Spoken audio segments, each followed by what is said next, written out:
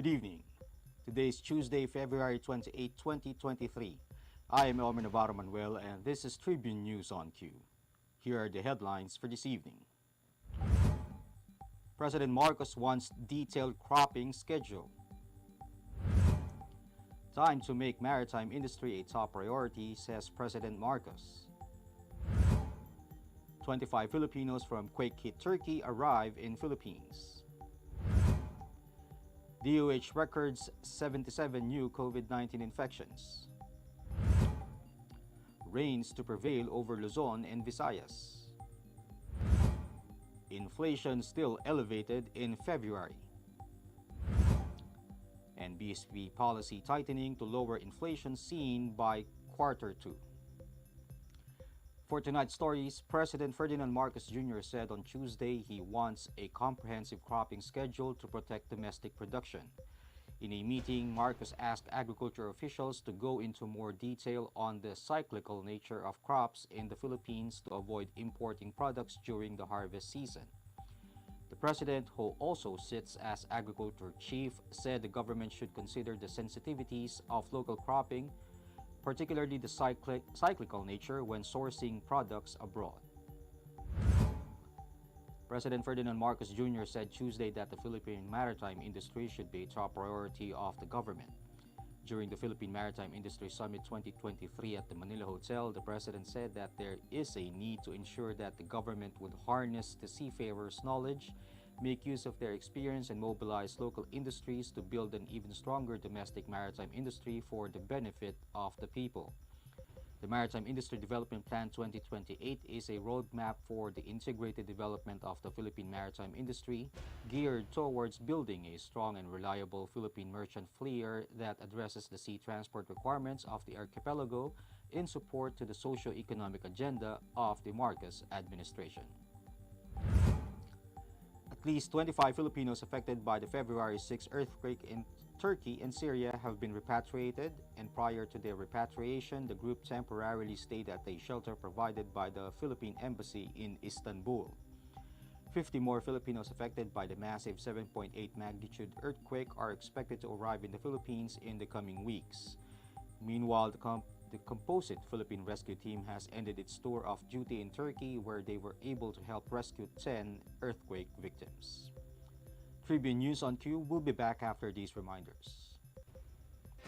Mga impormasyong direktang makukuha mula sa sources at diretsahang usapan. Yan ang ating damin sa inyo sa programang Straight Talk. Samahan nyo kami sa makabuluhang talakayan live tuwing Martes alas 10 ng umaga sa official Facebook page ng Daily Tribune at Tribune Now on YouTube. Be updated sa news and happenings katribu. Hatid ng Daily Tribune sa inyo ang mga balitang napapanahon sa loob at labas ng bansa. Kami na ang bahala sa paghahatid sa inyo ng mga latest and reliable news. We got you covered sa programang Tribune News on Cue. Mapapanood mula umaga hanggang gabi, Lunes hanggang Biyernes sa Daily Tribune Facebook page at Tribune Now on YouTube.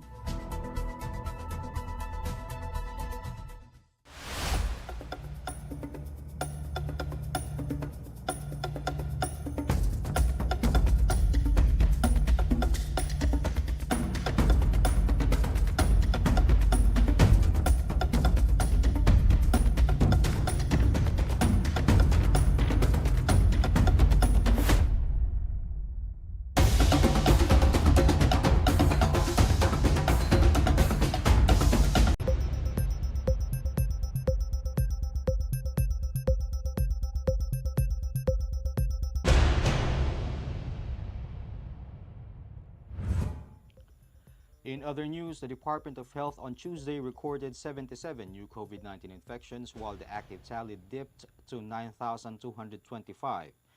Based on the DOH's figures, this was the second straight day of less than 100 COVID-19 cases logged daily. The active cases also went down to 9,225 from 9,292 on Monday, according to the DOH. The Health Department said the nationwide caseload is currently at 4,076,307, while the total recoveries are now at 4,971, and the death toll climbed to 66,111 with 3 new fatalities. State Weather Bureau Pagasa announced that moderate to light rains will persist over a large swath of the country as the northeast monsoon or Amihan continues to affect Luzon and Visayas. The Amihan will bring cloudy skies with rains in Cagayan Valley, Bicol region, Aurora, and Quezon, as well as partly cloudy to cloudy skies with light rains in Metro Manila, the rest of Luzon, and the rest of Visayas. Eastern Visayas will experience cloudy skies with scattered rain showers and thunderstorms due to the shear line, while the localized thunderstorms will trigger partly cloudy to cloudy skies with isolated rain showers or thunderstorms in Mindanao. In business, inflation is expected to remain elevated this month, which could clock in at a fresh 14-year high amid lingering supply constraints on some food items and higher utility costs, according to the Bangko Sentral ng Pilipinas on Tuesday. BSP Senior Assistant Governor for the Monetary Policy Subsector Iluminada Sikat said on the sidelines of the Manila Times Economic Forum in Makati City that the February inflation print is forecast to be still elevated. In its February forecast, the central bank said inflation is expected to settle between 8.5% and 9.3%. And the International Monetary Fund disclosed on Tuesday that the full impact of the Bangko Sentral ng Pilipinas' aggressive monetary policy tightening cycle to stabilize inflation may be felt towards the second quarter of 2023. IMF Resident Representative for the Philippines, Ragnar Gudmundsson, said that inflation this year was still projected to climb with some uncertainty as to when exactly it will peak, as upside risks to inflation still linger, such as China's reopening, the Russia-Ukraine war, and weather disturbances. Amid the uptrend in inflation, the BSP since May last year implemented a series of hikes in key policy rates, which as of this month have already reached 6% for the overnight reverse repurchase rate, 5.5% for the overnight deposit facility rate, and 6.5% for the overnight lending facility rate. That wraps up the stories tonight. Catch us again tomorrow only here at Daily Tribune's Facebook page.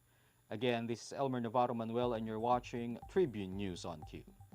Stay safe, stay healthy, and stay at home. Good night, and God bless us all. Catch the latest news on our website, tribune.net.ph. Follow us on Facebook, Twitter, and Instagram. Subscribe to our YouTube channel, Tribune Now. Download the Daily Tribune app on Apple Store for iOS and Google Play for Android to get the latest and most comprehensive news online.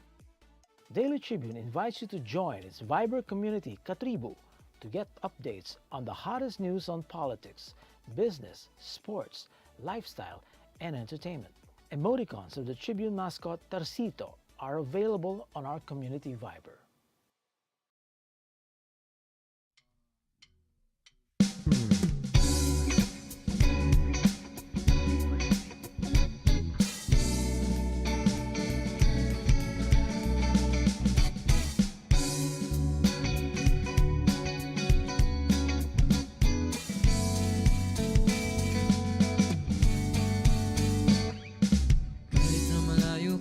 Sa piling ko, ikaw pa rin talaga.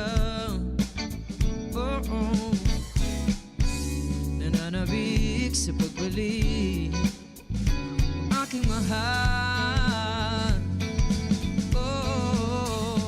Mahirap mawali sa katulad mo, kahit na tuwing gabi nasa panaginip ka at nasa isip ko. Huwag magagalit kung minsa'y nagkakamali sa'yo, aking mahal. Huwag isipin na baka ipinagpalit sa iba, sa kung kani-kanino pa.